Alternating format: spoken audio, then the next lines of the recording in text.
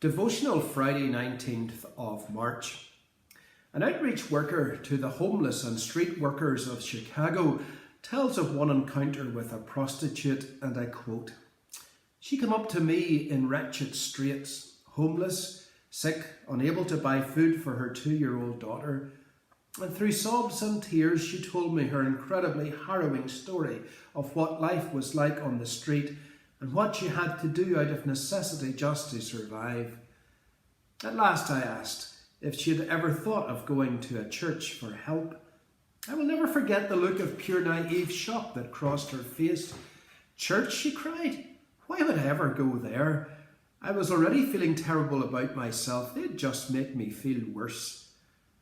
When I read the Bible, I see women like this running towards Jesus, not away from him.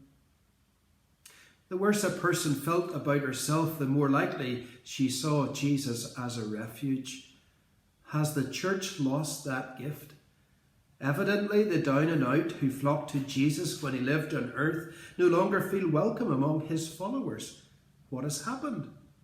The more I pondered this question, the more I felt drawn to one word as the key: grace. Author Stephen Brown notes that a vet can learn a lot about a dog owner he has never met by just observing the dog. What does the world learn only about God by watching God's followers on earth? Trace the roots of grace, or charis in Greek, and you will find a verb that means I rejoice, I am glad. In my experience, rejoicing and gladness are not the first images that come to mind when people think of the church. They think of holier than thous. They think of church as a place to go after you've cleaned up your act, not before. They think of morality, not grace. I think it's time to change.